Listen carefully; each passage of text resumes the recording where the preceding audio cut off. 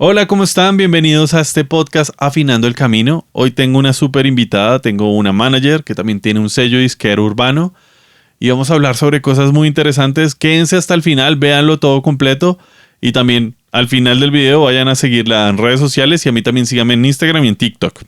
Hoy estoy con Estefanía Triviño, una tocaya mía. ¿Cómo estás, Estefanía?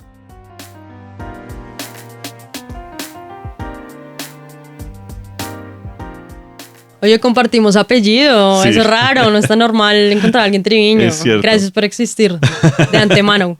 Sí, cuando tú venías para acá, mi esposa me dijo, ¿y a quién vas a entrevistar? Y yo le dije, Estefanía Triviño, una prima, mi amor. Una prima no reconocida. Sí, entonces, bueno, la primera pregunta con la que yo empiezo, y básicamente de ahí fluimos, es, ¿cómo iniciaste en el mundo de la música? Bueno, es una gran pregunta porque últimamente me estaba haciendo mucho esa pregunta y es, yo en el 2010 era la presidenta del fan club de Green Day en Colombia. Mi banda favorita es Green Day y obviamente crecí en ese momento como de Green Day, Blink-182, Sum 41, o sea, me encanta, Green Day es mi banda favorita hasta el día de hoy. Entonces todo el día, digamos, siento que tengo muchos recesos de escuchar Green Day porque me da mucho miedo perder como el gusto, pero cada vez entre más envejezco, más los escucho y más siento, más descubro como cosas nuevas de su discografía. Entonces, ese es un punto de partida, pero también yo tenía dos mejores amigos que ellos eran novios y ella era mi mejor amiga. Entonces, en el momento ellos querían hacer una banda y ser famosos y no sé qué, pero era su hobby. Entonces yo me tomé muy en serio como el rol de manager y les dije en un momento como, oiga, grabemos un EP, yo soy el quinto viro, les pongo la plata, pues mi parte de la plata que corresponde, grabemos y movamos esto. Entonces he estado pensando mucho cuál es realmente ese momento, si es en el 2010 o si es eso ya más hacia el 2013, que yo me lo tomaba muy en serio y era como, oiga, ensayen, hagan algo y ellos no hacían nada. Ok, ok. Y ahora tienes un sello urbano, o sea, manejas artistas urbanos. ¿Qué te hizo hacer el cambio de decir, ya no más punk rock, ahora voy a hacer un sello urbano? Bueno, realmente no fue como de la noche a la mañana que yo dije, ay, soy súper rockera y ahora quiero hacer reggaetón. No fue así para nada. Porque cuando yo estaba en el colegio y tú en el 2004, más o menos en el 2004 yo soy del 92 y en el 2004 tendría 12 años más o menos a ese momento, estaba muy de moda el punk rock y Green Day, Blink-182, Avril Lavigne, eso era lo que estaba pasando realmente en el mundo y en el mainstream. Entonces yo amaba estas bandas, las tenía en el MP3. Mi abuela me compró o sea, yo moría por un iPod, pero no, me compraron como uno de Sony muy lindo. Y allí yo tenía toda esa música y todas esas canciones. Y en ese momento a mí me miraban raro porque me decían, pues que tú no escuchas reggaetón, no sé qué.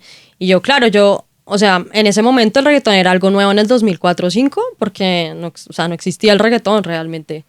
Entonces yo me sentía rara porque era como yo escucho rock en un mundo de reggaetón. Y ahora me siento que escucho reggaetón en un mundo donde la gente solo escucha rock. O sea, bueno, en Bogotá siento que predominantemente hay dos músicas y es el rock y el rap. Ok, ¿y qué? Entonces, ¿me entiendes como lo raro Sí. que me siento en este momento? Es que me parece muy interesante que me digas eso, porque yo miro mi círculo social, el más cercano, y creo que lo que más escucha es reggaetón, o sea, Ok.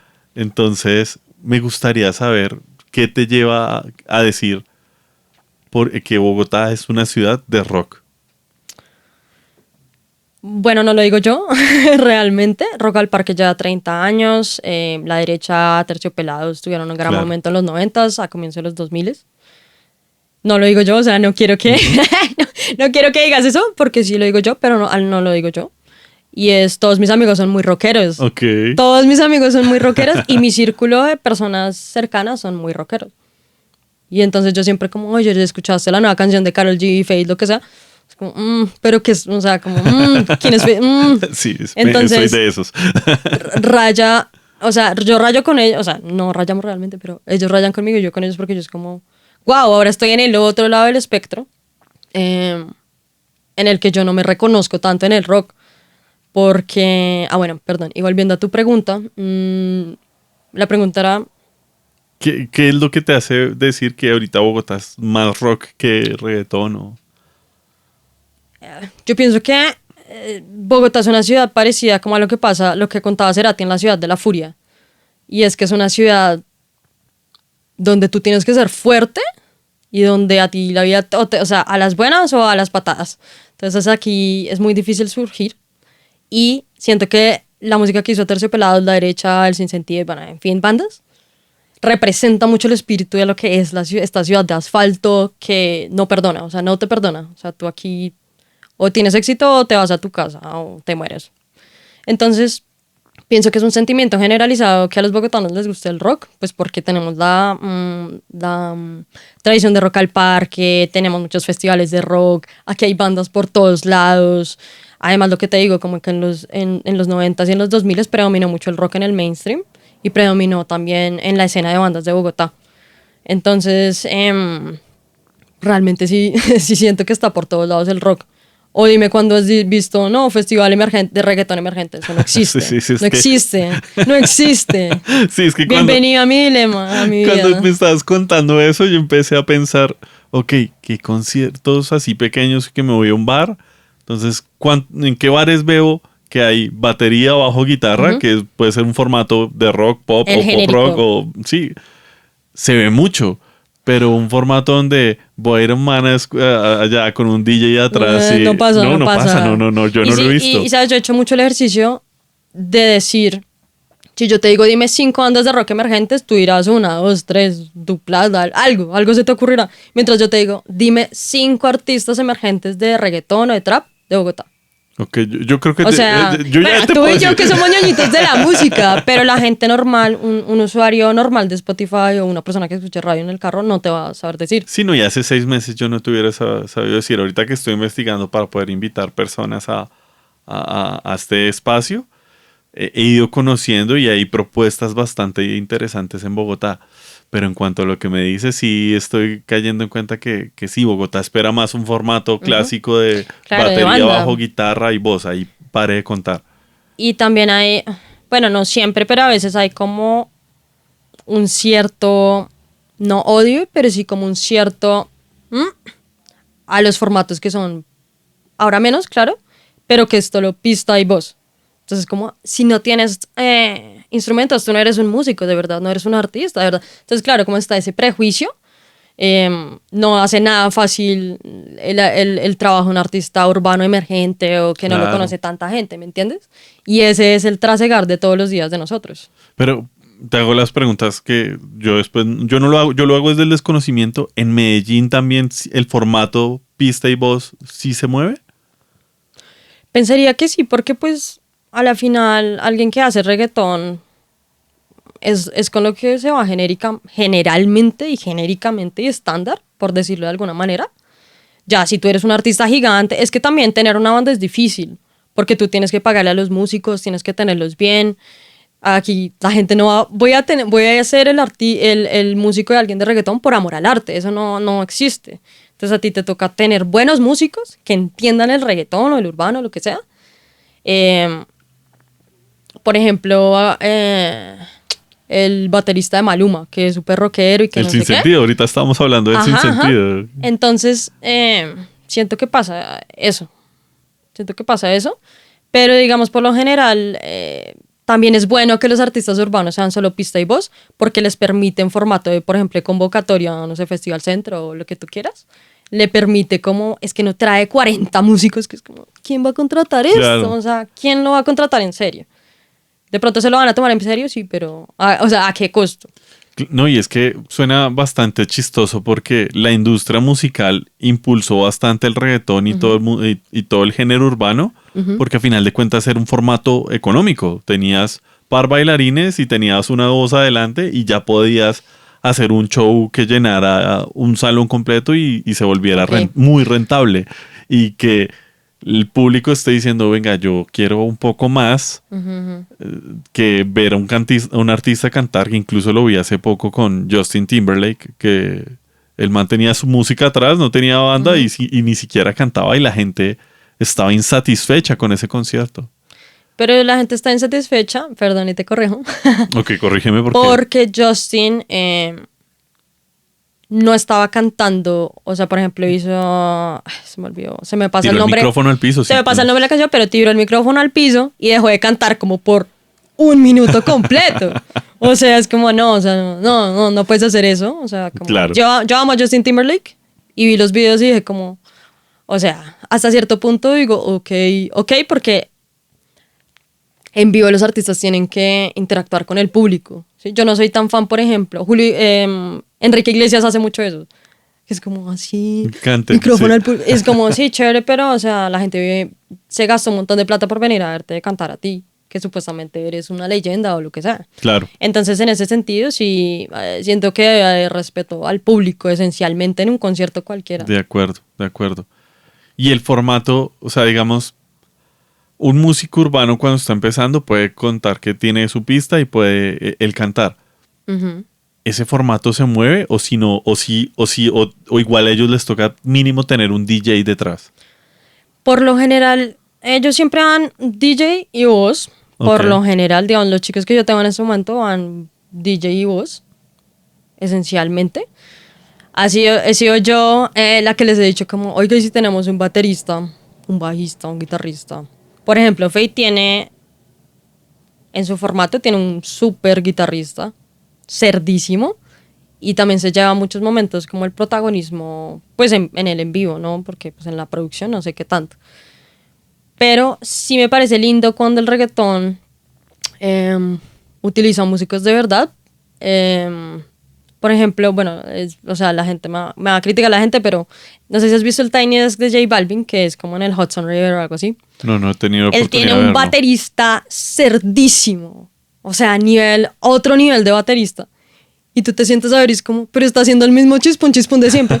Sí, pero no lo está haciendo, o sea, no lo está haciendo de Sí, cualquier claro. manera. Es como el Es Titi. especial. El Titi se ve especial Es tocando con especial, Maluma. o sea, es especial, realmente. No, y uno ve todas las músicas que tiene Karol G. O sea, mi esposa ama a Karol G y yo he visto sus conciertos, he visto todo. Y tiene una Es guitarrista que espectacular. ahorita está tocando con Benson Boone, la Oh, vieja. ok. La vieja estuvo en Coachella con ella, estuvo en el Tiny Desk y está tocando con Benson Boone en vivo. La guitarrista, por ejemplo, de Karol G, que es una vieja durísima, o sea. A mí me parece Interesante. que hay mucho valor. Hay mucho Sí. valor en tener músicos en vivo en un show de reggaetón, porque no es lo que la gente se espera de ti. En el reggaetón la gente no se espera tanto eso de ti, salvo que tú seas Bad Bunny o algo así, pucha, gigante. Sí, claro, porque sí, el Tiny Desk de Bad Bunny musicalmente, o sea, apartando su voz Ajá. y viendo los músicos fue espectacular, pero la voz de él sí fue bastante floja a Ok. términos personales. Ok, yo no voy a opinar sobre eso, pero gracias por compartir tu opinión. Pero me llega una reflexión que quiero cantar, que lo hablemos y lo charlemos, y es cómo la gente también empieza a pedir también música un poco más elaborada. Me explico. Hablando del Tiny Desk, para mí Tiny Desk es sinónimo de Paco y Catriel. Ajá. Y yo vi a Paco y Catriel en el Tiny Desk y yo dije, ¿qué son estos músicos tan bárbaros? ¿Por qué Sí. estaban tan ocultos? Sí, sí, sí. Yo que no soy seguidor de tanto del género urbano, Ajá. después del Tiny Desk fui a buscarlos. En estudio, en Spotify. Sí, yo soy fan de Apple Music, entonces yo voy a decir Ajá. Apple Music. Ajá. Los fui a ver en Apple Music y dije, ok, pero esto no es lo que yo vi en el Spotify, yo no, en el Claro, Tiny claro. Desk. Y después la gente les pidió la grabación del Del Tiny Tiny. Desk. Entonces sacaron un EP con 4 canciones y le metieron todas las canciones que estaban en el Tiny Desk. Ajá. Como si la gente estuviera exigiendo que querían música de más calidad de parte de ellos. ¿Qué opinas de eso?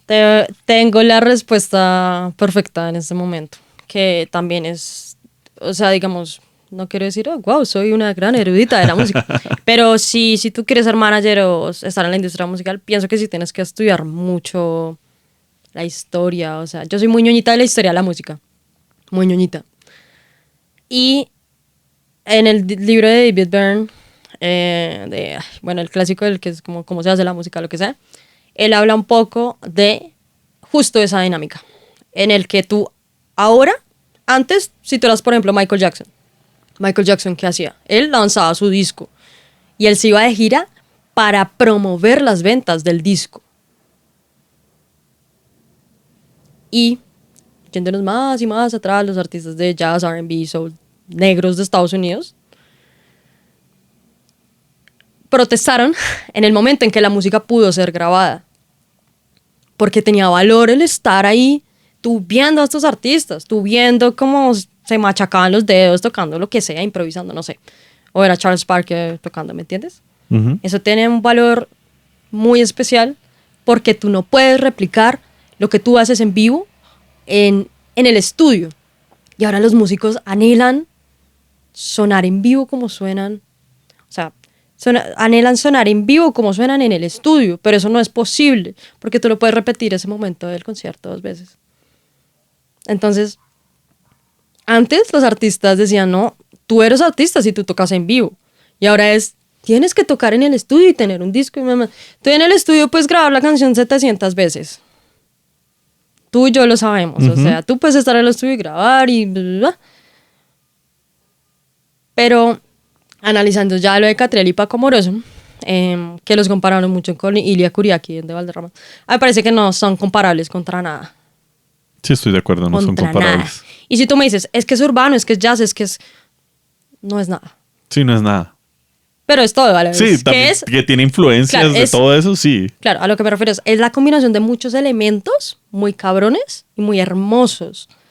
O sea, Alejandro Marín decía, no, es que está la influencia de Stevie Wonder. O sea, bueno, no me voy a ver tan lejos a decir que está... Sí, o sea, no sé, hay que analizarlo de muchas maneras. Ese fue el análisis de él que me pareció bonito. Pero yo decía... o sea, no hay contra qué compararlo. No en términos de es bueno o es malo, sino de otra cosa que se le parezca realmente. Estoy de acuerdo. Porque, ¿qué pasa con el formato Tiny Desk? Y sobre todo con... ¿qué me parece a mí que pasa en el Tiny Desk? Es que los artistas, porque el formato ya es un formato, porque el formato ya existe y porque el formato tiene una manera de ser y de sonar, los artistas intentan recrear en el Tiny Desk un formato muy, muy R&B, muy soul, muy... no sé si me entiendes, pero muy Sí, R&B y muy soul. Te entiendo, sí, así es. Tal O sea, cual. así de simple, porque he visto muchos artistas que su género es otra cosa que no tiene nada que ver. Y con Nada, pero, acordes súper jazzeros, ajá, o sea... y terminas haciendo jazz, o haciendo R&B, o haciendo gospel, o haciendo unas cosas que no era. Pero eso es lo hermoso del Tiny Desk, que te da la posibilidad de convertirte en otra cosa. Genial. Y me parece interesante porque uno después va y escucha sus 4 nuevas canciones, que es como la burla de la industria musical. Que hay gente que dice que no es una burla, pues la mejor forma de burlarse de algo es estando adentro. Ajá. Pero uno va y escucha esas 4 canciones y ya se escucha totalmente diferente a lo que ellos llevaban haciendo años atrás. Sí. Y se escucha, es como, aquí está el Paco y Catriel que escucharon que los hizo famosos el Tiny Desk y tiene otro tipo de arreglos, pero que seguimos siendo irreverentes como lo éramos antes. Ajá. Hay algo que pienso también que pasa con Paco y Catriel, y es que ellos jamás podrían volver a replicar ese momento. Estoy de acuerdo. Lógicamente en vivo tú dices, no, es exactamente lo mismo, pero no es lo mismo. No. Porque hay no sé, algo especial también, ¿no? Como un tema de 10 locos entendiéndose entre sí mismos que nadie más los entendía. Incluso cuando vino Catriel y Paco Moroso antes del boom, Ujú. ellos vinieron y en serio, los vieron 200, 300 personas. Cuando ellos ya estaban llenando Movistar Arena en Chile, Sí. y yo no sé dónde De más. acuerdo. Y uno de mis artistas, Zenan, él nos habló meses de Baño María del disco. Y yo incluso lo escuché y yo dije, pucha, no sé si estoy muy vieja para entender esto, pero tendría que escucharlo más veces como para entenderlo. Sí, uno ve Y luego fue corte A, y ellos vinieron a Colombia desde cuenta hoy, y en 3 días salió el Tiny Desk. Entonces también habla mucho como de cuándo el formato correcto te puede llevar a otro nivel. Y a veces eso no lo entienden los artistas. Lo que hablas, no importa si es reggaetón, si es rock, si es pop. Si tú eres un buen artista, pero no entiendes cuál es el formato correcto para ti, te puedes perder en un sinfín de porquerías que no son donde tú cuadras y pegas, ¿me entiendes? De acuerdo. Cuando dijiste el tema de que no lo pueden repetir igual y no lo van a replicar, a mí se me vino una canción de Alex Sintek ¡Wow! Vamos a volver en el tiempo. Mucho tiempo. Ajá, Sexo, pudor y lágrimas. ok. Él tiene un pedacito que suena como si fuera una canción del Rey León. Dandirandinda, Ajá, dandirandinda. sí. El man lo grabó en un home studio Ok. y sonaba. Ya sabía que eras fan de Alex Intec. No, conozco historia de todo el mundo. No. Tal vez alguna vez sí escuché canciones y me acuerdo que en mi universidad le robaron el portátil y terminó odiando mi universidad. Pero el man, cuando fue a estudio, dijo, ok, vamos a regrabar esta canción y que quede formato estudio. Y no pudieron replicar el tandirandinda. No lo pudieron replicar, por más que sea. O sea, voy a ser real, está muy chistosa tu historia. Gracias por compartirlo con la clase, pero tienes mucho de razón ahí. Y, o sea, bueno, voy a contar otra anécdota. Ya que estamos en los datos curiosos de la industria. Green Day, que es mi banda favorita, ellos grabaron American Idiot. Pero la gran anécdota de ese disco es que ellos ya tenían otro disco antes completamente grabado. Ya estaba grabado, ya estaba hecho, le faltaba como el máster o algo así. Y en un momento, los másters se dañaron, se perdieron, se los robaron. Eso sí no me acuerdo qué pasó. Pero el caso es que se desaparecieron. Y ellos se quedaron pensando y fue como... No, vamos a hacer otra cosa, vamos a hacer algo nuevo. Y ahí Billy Joe, que es el vocalista de Green Day, empezó a llegar tal vez a uno de los momentos más, creativamente hablando, como más cumbres de la banda, y él como compositor, porque American Idiot es un discazo, claro, pero habla muy del momento en el que estábamos en ese momento, por ejemplo. Entonces ellos no pueden replicarlo hoy ni mañana, ni lo van a poder hacer nunca, porque no están en ese momento de su vida, en ese momento de la historia, en el contexto en el que están, porque la música es full contexto. Claro. O sea, la música es buena o mala, no porque sea buena o mala. La gente siempre califica si algo es bueno o malo según el contexto en el que vive. Entonces, tú puedes lanzar hoy a Madonna y Madonna de pronto ya no sirve hoy porque no estamos en el mismo contexto en el que ella creó esa música. Entonces siento que todo es, en la música, todo es contexto. Sí, estoy de acuerdo. Me hiciste acordar cuando yo tenía una banda de punk rock. Nosotros hicimos un cambio como rock electrónico y alternativo, una vaina rara, pero antes tocamos en toques de neo. Ajá. Y en ese toque nosotros ya estábamos sacando covers del Sinsentido. Gran banda del Sinsentido. Sí. Gran banda. Total. Y estábamos sacando Lo Hacemos con Ritmo. Ajá. En una época en donde no había tanta tolerancia, ni había como todo este tema de... Bueno, la verdad era una época un poco más homofóbica. ¿Te acuerdas del video? Sí, exactamente. Fue por ese video. Mira, lo tocamos en un... Y el video es un buen video, es un video chévere. Para contextualizarlos, es un video donde dos obreros están jugando microfútbol y como que se tiran la onda. O sea, que... Pero... Vuelvo al tema del contexto. O sea, porque por tocar esa canción en ese momento, en ese concierto de punk rock, básicamente nos vetaron de los conciertos de punk rock en ese momento. Nos tocó cambiar de giro y empezar a buscar otro tipo de público y otro tipo de audiencia. Pero si no hubiéramos tocado ese cover, facilito nos hubiéramos podido mantener ya en la serías escena famoso. No sé. No creo. Te estaría yo entrevistando a ti. No creo, pero sí digamos que hubiéramos podido mantenernos un poco más de tiempo en la escena porque igual el sonido sí lo estábamos cambiando. Entonces la gente a final de cuentas iba a rechazar tarde o temprano lo que estábamos haciendo. Pero además la escena del neopunk en ese momento todos lo odiaban. Todos lo odiaban. Sí. Es como... Metí un acorde más. No, si no es do, fa y sol, no. Si no es la T, la L o el cuadradito. O sea, entiendo, pero, o sea, ok. Sí, y por eso nunca triunfaron. Entonces, todo es el contexto. Si haces las cosas en un contexto que no es, no va a servir. Chévere. Literal. Ahora, quiero hacerte la pregunta, ¿cómo llegaste a ser manager? Es una gran pregunta. Bueno, en mi vida particularmente... O sea, me gusta compararlo con una película porque en las películas siempre todo pasa así, en ese momento me di cuenta que yo quería ser manager. A mí nunca me pasó eso, nunca. Y en el colegio siempre que a mí me decían como que quería hacer o algo así, mi mamá y mi abuela son diseñadoras de moda. Y yo mucho tiempo dije, no, yo voy a hacer ropa y tal. Y, o sea, yo iba a comprar telas y era como, qué pereza comprar telas. Mucho menos. Y hay que tener un gran talento para reconocer esa tela, puedes hacer tal cosa. O sea, crear desde cero una pieza de vestir es muy difícil. Así parezca algo breve, fácil, todo este tema, no sé, es muy difícil. Y yo siento que paulatinamente me fui metiendo sin querer queriendo. Okay. O sea, con lo del fan club, por ejemplo, yo conocí mucha gente. Y yo decía, no, yo soy fan de Green Day. Yo era la menos obsesiva de todas las personas.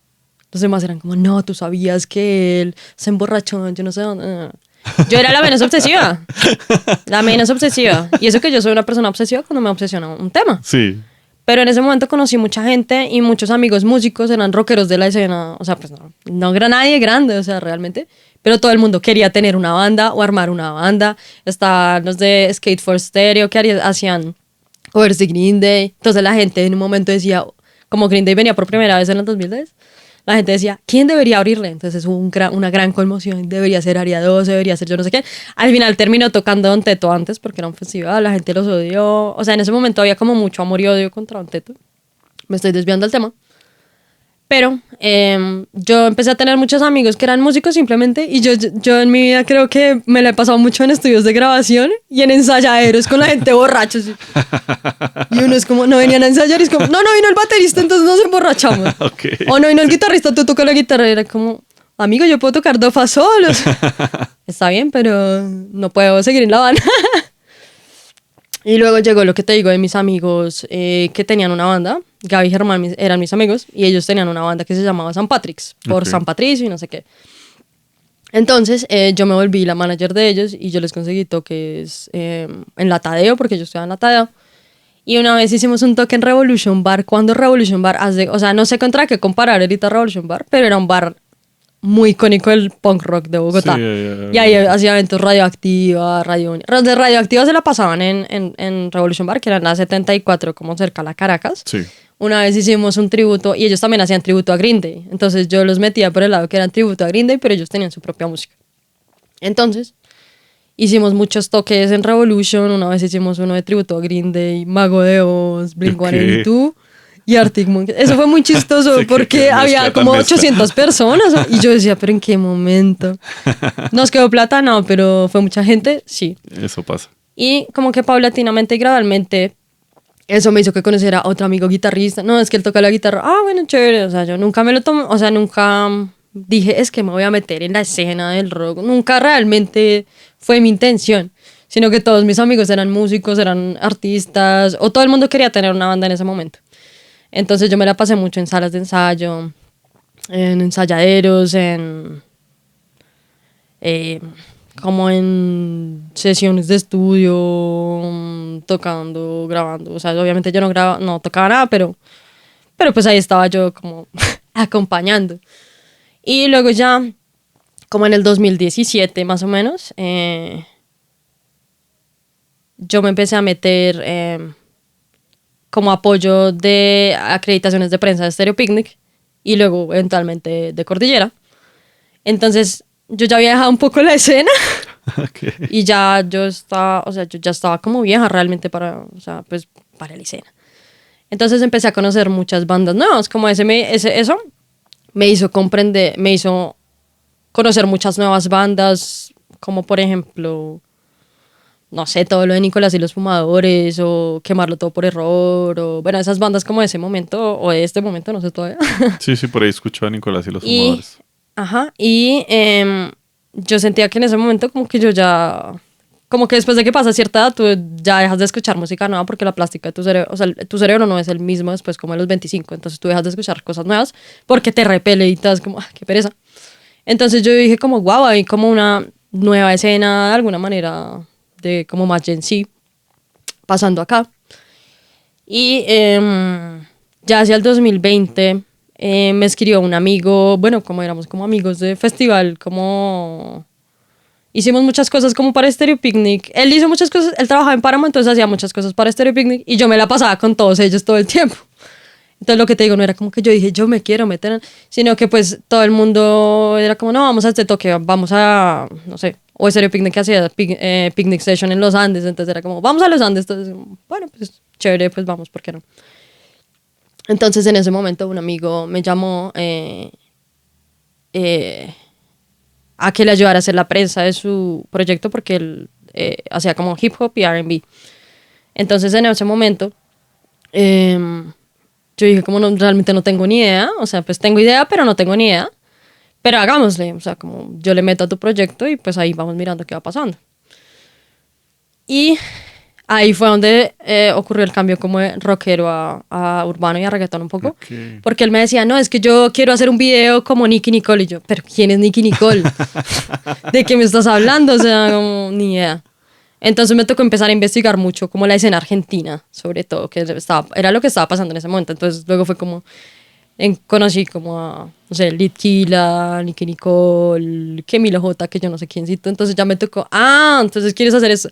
Entonces yo ya entendía como en mi cerebro qué era lo que él quería decir, porque al comienzo no hubo un choque realmente, porque él fue muy tierno de decirme, no, mira, tal artista. Y él me decía, no, es que en Argentina es gigante. Y yo, pero en Argentina, porque aquí yo no lo conocía. Entonces, el hecho como de empezar a escuchar esos nuevos sonidos y a estudiarlos me hizo como enamorarme de esa música. Genial. Pero es como un gusto adquirido. A mí se me hace que para mí, en el caso mío, es más un gusto adquirido. Porque yo nunca dije, wow, me voy a volver una especialista de reggaetón. No, eso no fue así. Para mí fue como más gradual. Como empezar a entender la escena, desde la escena argentina. Porque yo lo que escuchaba era muy... Toda mi vida yo me pasaba en el mainstream gringo. Y en el momento, lo que te digo, hace 20 años, o sea, eso era lo que sonaba. Ujú. Entonces yo conocía, por ejemplo, yo soy muy fan, por ejemplo, de Kanye West, o escuchaba mucho Drake, o mucho Pusha T, o cosas así, como raperos gringos Sí. mainstream, eso es lo que son. Pero no, o sea, Notorious Big, creo que también está por ahí. pero yo empecé como a entender la escena argentina, o a estudiarla por lo menos lo más que podía, y me agudicé un poco el oído, como estos años ha sido como de estudiarlo realmente. Y de pasar de, wow, soy muy rockera, a, pucha, yo ya no escucho tanto rock, pero sí escucho más, me toca, pero igual yo ya puedo decir, wow, he escuchado la mayoría de las canciones de Fate o de lo que está sonando en el momento, porque actualizarse es muy difícil cuando uno no es de esa generación. Mantenerse actualizado es Sí. bastante difícil. No, pero digamos que las redes sociales ayudan un poco, uno va viendo noticias por ahí y demás. Y en este camino ya tienes bastantes artistas urbanos. ¿Qué te llevó a decir? Tengo 6. Tengo 6. Es muy difícil. ¿Qué te llevó a decir, ok, me voy a seguir por este lado urbano y no voy a tener ninguno de rock? Realmente sí se fueron dando las cosas. Porque un día, como en el 2021, un rapero de Medellín, que es muy bueno, que se llama Comba, me invitó a un toque en Celina, ahí de la 74, y yo fui como sin mucho, como pues chévere, o sea, chévere ir a apoyarte, todo bien. Y en ese momento yo empecé como a analizar mucho, digamos, el R&B, o sea, digamos, en ese toque, en particular había como mucho R&B, mucho como urbano, pero hacia R&B, como no tan reggaetón puro y duro, sino algo que uno podría decir como urbano combinado con R&B, por ejemplo. Ok. Entonces yo empecé mucho a analizar como ese mundo. Ahí conocí a DMC, que es otro artista de aquí a Bogotá.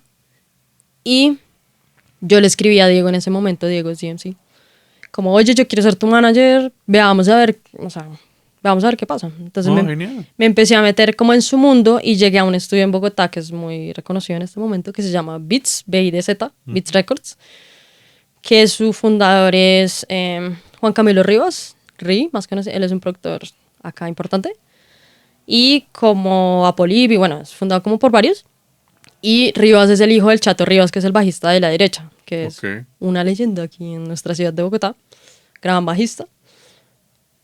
Y yo empecé como a llegar a este mundo del estudio y Diego me decía como, llega, ¿qué va a hacer? No sé, llega, hagamos contenido. Yo le decía, hagamos, no sé, un video, lo que sea.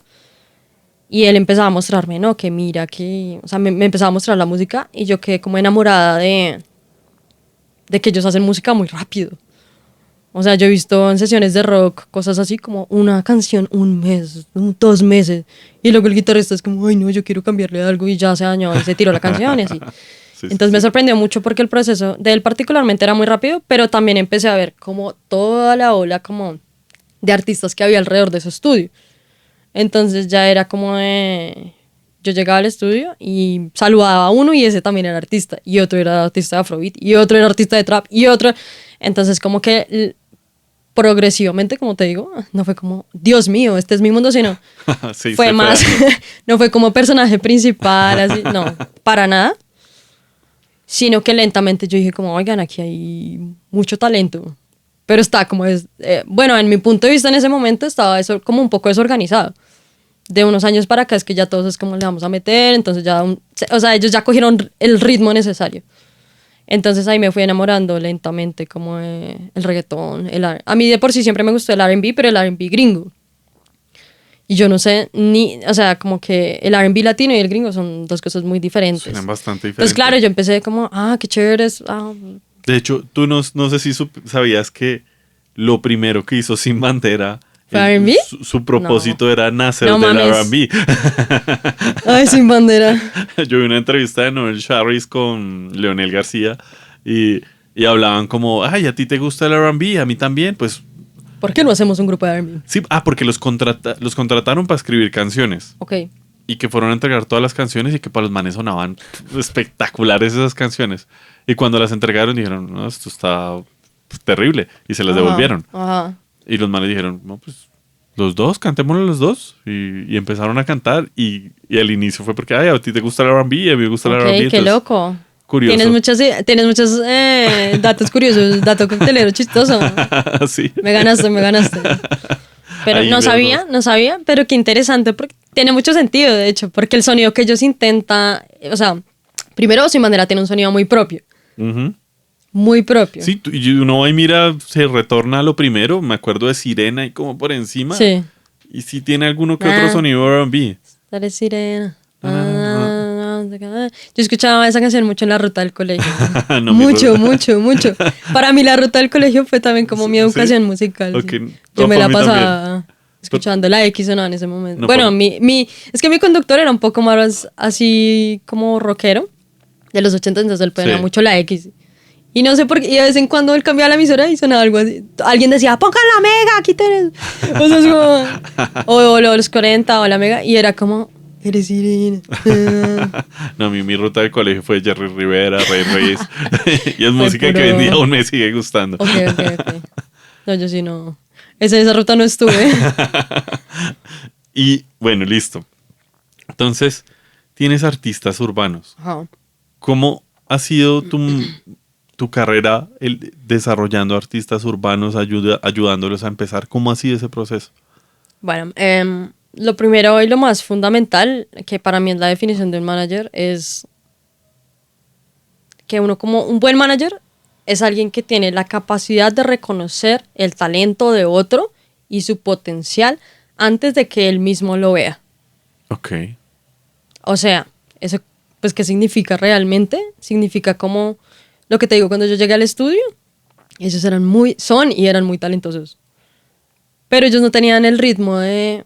O sea, uno llegaba y era como, no, de pronto lanzamos, o no sé, o quisimos lanzar, o que es una distribuidora. O sea, como ellos estaban en un momento donde había mucha, como es un colectivo, había mucha energía de querer crear, como de los inicios de los 20 que uno dice, no, yo quiero hacer mucho, pero no habían encontrado, no tenían todavía el ritmo de trabajo que sí tienen ahora.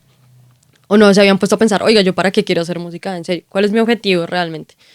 Entonces creo que el trabajo con ellos, más que nada, que creo que es lo más difícil, es acompañarlos en cada momento del proceso para que ellos mismos se desarrollen y entiendan dónde está como su fortaleza y qué cosas realmente no importan, o sea, qué cosas realmente a la gente no le importan.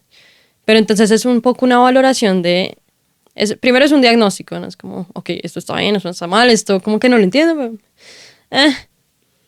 Y luego que tú haces ese diagnóstico y esa valoración,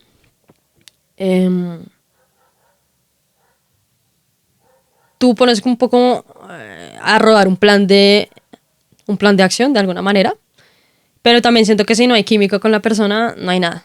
Claro. Porque siento yo que como manager, tu manager siempre tiene que parecerse un poco a ti.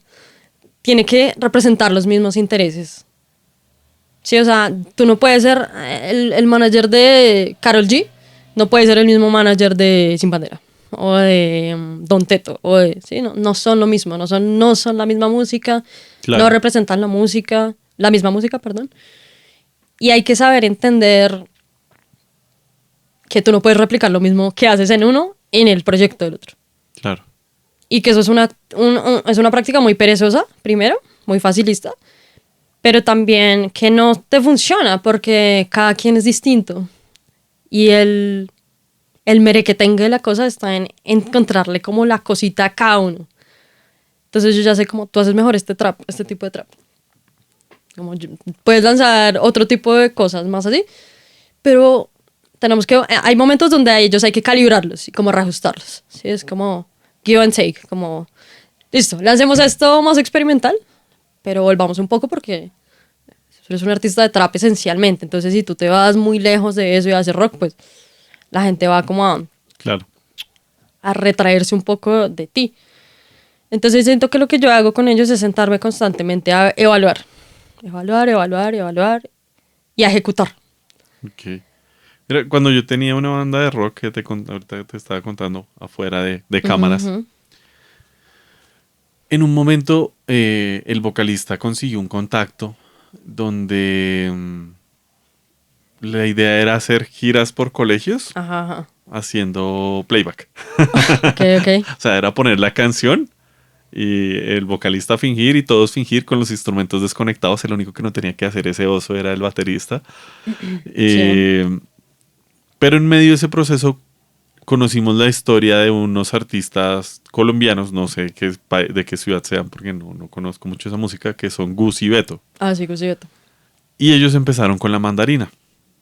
Y cuando nos contaron en una reunión que ellos estuvieron girando por 2 años. ¿Con la misma canción? Con la misma Ok. canción, o sea, iban colegio tras colegio y era tocar 2 o 3 veces la mandarina, 2 o 3 veces la mandarina, 2 o 3 veces la Ok. mandarina. ¿Cómo es ese proceso hoy en día? Wow. Bueno, ahí tocas un tema que es como el A&R, que es el Artisan Development, que se trata básicamente de ayudarle al artista a que cree repertorio, pero no cualquier repertorio. Y tú ves mucho en vivo eso.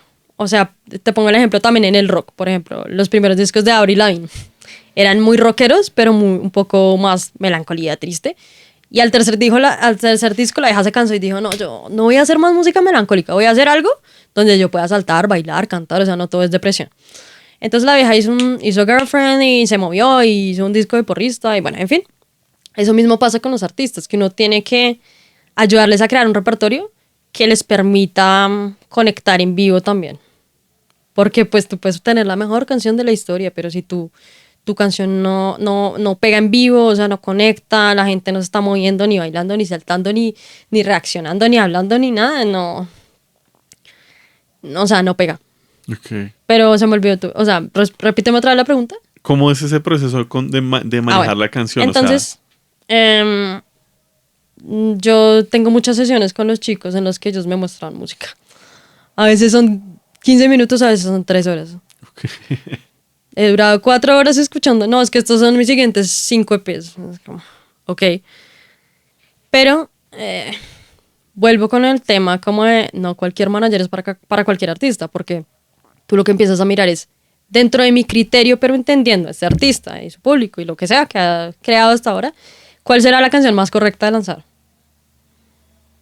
Entonces creo que ahí, por ejemplo, yo me imagino que cuando uno es un artista gigante o algo así, ahí es la pelea con el manager o con la disquera porque es como, oye, esta es tu mejor canción. Y a veces yo les digo, oye, esta canción, por favor, o sea, por favor, haz un videoclip. Llevo rogándoles a los chicos sobre un video de una canción que se llama Caché como 2 años. Okay. Y ellos, pero no sé, y yo, pucha. Pero entonces, ahí es donde tú tienes que ver qué batallas sí dar y qué batallas no dar. Porque si tú te vas a tirar la relación con la persona, no con el artista, sino con la persona, solo porque que lancemos una canción de 3 minutos que va a tener 1000 reproducciones, no vale la pena. Claro. Entonces tú tienes que mediar un poco, o sea, el trabajo del manager es de negociar de agente interno a externo, como en un festival, por ejemplo, si te contrato, pero también negociar entre tú y esa persona. Ok, Porque tú eres como el validador de esa persona. claro. Entonces a veces yo intento ser muy positiva, como yo nunca les digo, uy, qué porquería de canción, sino esta me suena más para el momento en el que estás. Me parece más adecuada. Claro. Me parece que Súper. vienes de un trap muy violento, vámonos un poco más tranquilos. O al revés, vienes de un trap muy tranquilo, o sea, vámonos más violentos, metámosle, porque esto está muy, muy lento. Entonces siento que hay que tener un poco de tacto, pero hay que ser real, o sea, no todo puede ser la casita en la pradera y la Claro. felicidad, claro, pero no hay que darse en la jeta por algo que no vale la pena. Ok, Sí, o súper. sea, yo prefiero mantener la relación contigo sana y medianamente decente y estable que darme en la jeta por una canción que, pues, por más que le pongamos 1 millón de pauta, no va a exceder unos ciertos resultados. Ok. Entonces, ese es el proceso en el que uno dura con ellos. Como, y a veces es como, Dios mío, entonces lanza esa canción, pero después lanzas esta otra. Ok. Bueno, ok.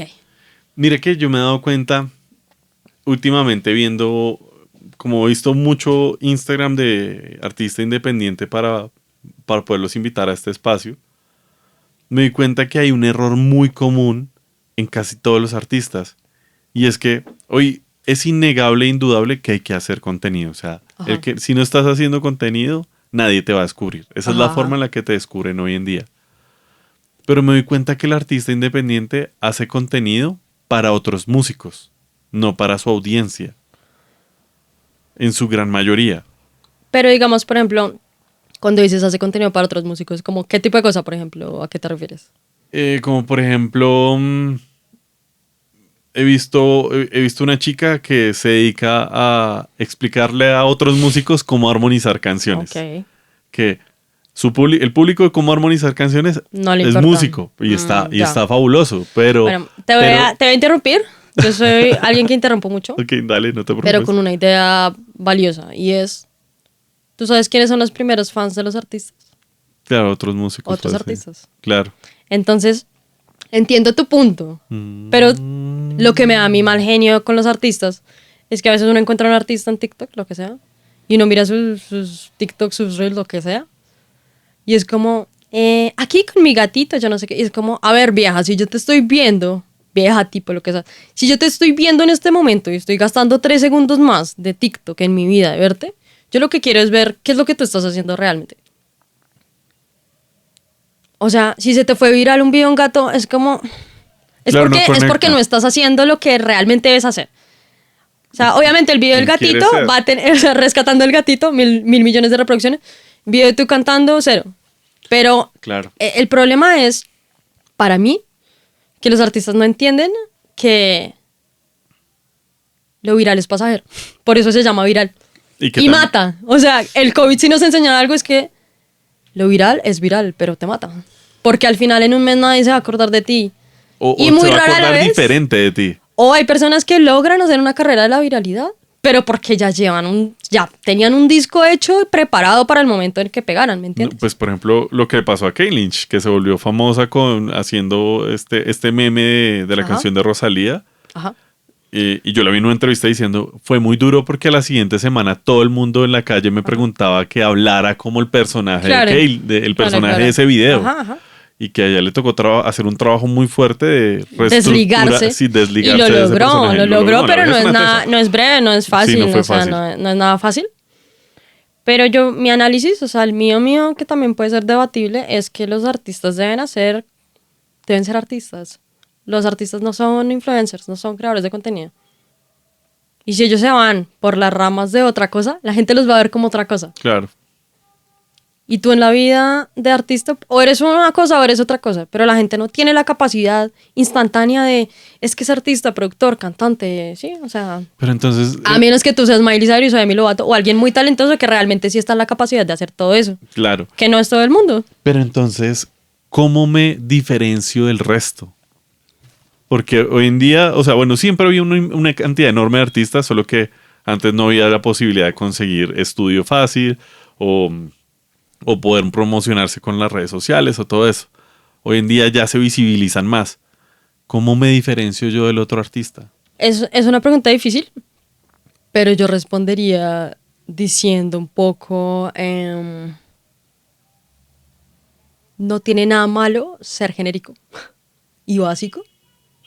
Y la gente piensa todo el tiempo, mira, esto es algo que me ha dado mucha cuenta. La gente cree que tú tienes que ser único, inigualable, especial. Y no. Hay mucho valor en ser un artista básico en alguna manera. Hay muchos así, muy exitosos. Claro. Porque los artistas genéricos y básicos son como la camiseta negra o blanca. Tú siempre la vas a tener en tu closet y la vas a usar. Tu mamá tiene una, tú tienes una, tu papá tiene una, tu hermano tiene una. Todo el mundo tiene una camiseta negra o blanca en su closet. Claro. No es tan malo ser igual a todo el mundo, ¿sí? O sea, y esto es un análisis que hago después de mucho analizarlo también. Porque me he puesto a pensar mucho, ¿por qué todos queremos ser diferentes? O sea, diferente para mí, Billie Eilish o algo así. Pero no todo el mundo puede ser Billie Eilish. Claro. No tú como artista primero tienes que reconocer qué tan único eres tú realmente. Porque no todos podemos ser únicos, ni especiales. Sí, es muy, muy interesante. O sea, porque... no quiero decir nombres, es que en el reggaetón pasa, con algunos en específico pasa, que yo los escucho y digo, wow, esto es generalmente estándar. O sea, esto es una canción de reggaetón estándar.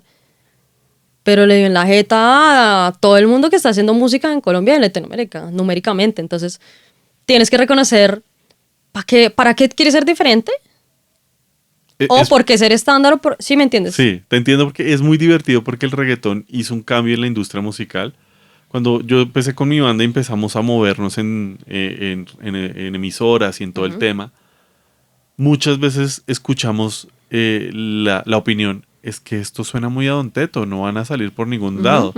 Y pues nosotros musicalmente decíamos, no, sonamos al sinsentido, no a Don Teto. Somos muy diferentes. Somos diferentes.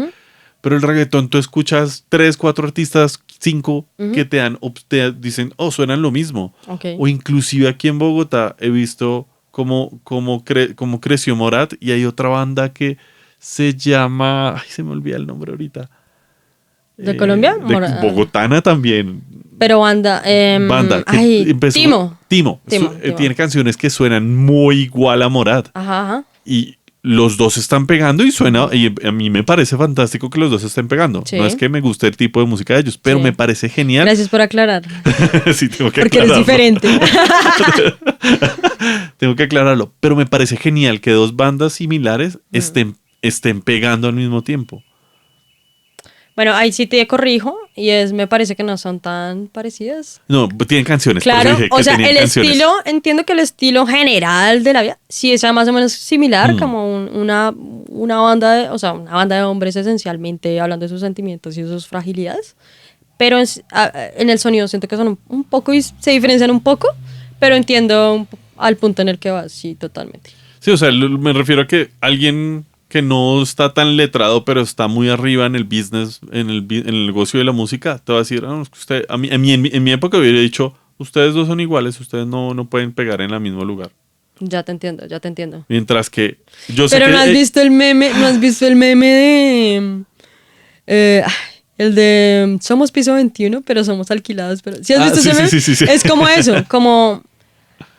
Una persona en la calle, cualquiera que está escuchando la radio, no va a decir, eso es piso 21, así como de impacto. Pero obviamente si tú te pones a alquilar alquilados, piso 21, y inclusive todo ejemplo, pues vas a notar las diferencias. Pero lo que pasa es que ellos ya están en un estilo predeterminado que los encasilló en cierto género, subgénero, tropipop, llámalo como quieras llamarlo. Pero claro, es un poco que... Una escena de música no puede vivir si no tiene varios exponentes como parecidos, digamos. Sí. Entonces es como, hay gente que dice, no, Green Day y Blink-182 y Sum 41 son lo mismo. Y tú dices, no, son lo mismo. Claro, no son lo mismo, pero hacen parte de el mismo estilo, en alguna manera genérico. Y es algo que hay que agradecer en Estados Unidos. O sea, yo te puedo nombrar 10 bandas así de neo, o sea, Blink-182, Green Day, Sum 41, Lagwagon, NoFX, me perdí. Golden. Se me ¿Goldfinger? Goldfinger. Y una que escuchaba yo hace poquito que tenía Bueno, pero vámonos a géneros que van un poquito más lejos, pero que alguien con poco oído dice, a mí me suena igual. Pánicate Disco, y Fall pasa Out lo mismo Boy. con el reggaetón, que la gente dice, es lo mismo. Y es como, ok, no es lo mismo, pero obviamente uno no puede esperar que un oyente casual sepa cuál es la diferencia exactamente entre piso 21 y alquilado. Totalmente ¿Sí? de acuerdo. Pero obviamente si tú te sientas a escuchar, pues vas a decir, pues más o menos diferencia de esto, tales y tales y tales. Chévere, súper. Pues tengo una conversación muy chévere contigo, pero el podcast tiene que tener una cierta duración y ya estamos llegando a su final. Entonces esto va a ser una dinámica final y luego una pregunta final. Listo, ¿Listo? soy re mala para la dinámica rápida, pero bueno, hagamos. No, es una dinámica Bueno, boba, yo porque creo en al ti, final creo de en ti. cuentas es a propósito de ayudarte. Ok. Es que le digas a la cámara o a la gente dónde te encuentran, qué puedes ofrecer, si te escriben, para qué te pueden escribir, todo ese tipo de cosas, lo puedes decir. Este es tu espacio para promocionarte, ¿listo? Me siento como que me estás vendiendo así. Yo me llamo Estefanía Triviño, soy manager de artistas emergentes de trap, reggaetón y urbano de la ciudad de Bogotá. Tengo un sello llamado Loyal Team. En Instagram me encuentran como Estefanía con E y con F. Trivino, así con doble O. En TikTok creo que soy igual, como Estefanía Trivino con 2 Es o 3 Es. Y básicamente yo realmente no ofrezco mis servicios como, hola, ofrezco mis servicios de tales y tales, pero esencialmente lo que yo hago es management de artistas emergentes de trap urbano, reggaetón y todo el desarrollo que eso implica. Ok, genial. Y la última pregunta con la que me gusta finalizar todo este tema es, ¿qué le dirías a alguien que está iniciando ahorita en el mundo de la música? Ya sea para motivarlo o desmotivarlo, porque también es una posibilidad. Como artista, como músico, que que quiera ingresar al mundo de la industria musical. ¿Qué le dirías tú para motivarlos o desmotivarlos, lo que tú prefieras? Pienso que más que desmotivar o desmotivar, deben ser muy conscientes del mundo en el que están viviendo y el contexto en el que están en este momento como artistas, que deben estudiar mucho música y también la historia de la música y de ver cómo funciona la industria de la música. Eso me parece muy fundamental porque en las escuelas y en la universidad a nadie le enseñan eso y eso es muy fundamental. Pienso que si uno quiere dedicarse a ser artista o músico en este mundo en el que estamos en este momento, deben saber que si ustedes un trabajo de 9 a 5 los agobia, si a ustedes tener deadlines los agobia, si a ustedes resolverles agobia, solucionarles agobia y es para ustedes difícil navegar el mundo adulto, no se metan a una industria así. Porque hay que tener mucha resistencia. Hay un dicho gringo que es como it's not a pit, it's a marathon, que es como que no es un pique, es un maratón. Claro. Y en el maratón no gana el más rápido, sino el que tiene la capacidad de resistir en el tiempo. Entonces, tienen que saber que para lograr ser un artista medianamente reconocido en cualquier contexto, tienen que pasar 10 años fácil o 5 años. Y también no subestimen el poder del apoyo y el poder de tener un equipo. Es decir, ¿a qué me refiero con eso? Como tú solo puedes llegar hasta cierto punto, pero los artistas necesitan, y más hoy en día, alguien que les ayude a validar su contexto, alguien que les ayude constantemente a darle una opinión honesta y real. Más encima si son bandas, puede ser músicos, DJ, o sea, tú como artista fácil necesitas ingeniero, DJ, un músico, 2 músicos, corista, bueno, sin corista, son 4 personas fácilmente, si tú tienes manager son 5, si tú eres tú son 6. Entonces, entiendan los roles de las demás personas que les pueden aportar y no se cierren a los estereotipos estúpidos que existen un poco a veces. Y mi otro consejo es no tomen consejos de personas menos exitosas que ustedes o que no quieren estar donde ustedes están, o simplemente no tomen consejos, excepto si es de su mamá. Bueno, sí, por ahí yo muchas veces digo que las opiniones y los consejos son como el ombligo. ¿Qué? Todo el mundo tiene uno y no sirve para nada. Literal. Pueden servir, o sea, pueden servir, no estoy Pero diciendo que no, pero sí. si tú, por ejemplo, o sea, para cerrar ya, si tú quieres ser un artista de vallenato y le pediste consejo a, no sé, Fate, pues te va a decir algo que va a servir en el contexto de un artista urbano, por ejemplo, Claro. pero no te va a servir en el contexto de un artista de otro género. Y Inclusive, te va a dar un contexto que quizás tú te demores mucho tiempo entendiendo que no era en el que tú estás. inclusive un consejo de Fate puede no funcionarle, por ejemplo, a tus artistas. Exacto. Porque están en un contexto totalmente diferente. Exactamente, sí. Súper, súper. Eso fue todo por este capítulo. Les agradezco mucho. Muchas gracias, Estefanía. A ti por tenerme. Espero lo hayan visto hasta el final. Vean todos los otros podcasts. Sigan a Estefanía en sus redes sociales. Síganme a mí en redes sociales. Nos vemos en un siguiente podcast. Chao, chao. Que estén bien.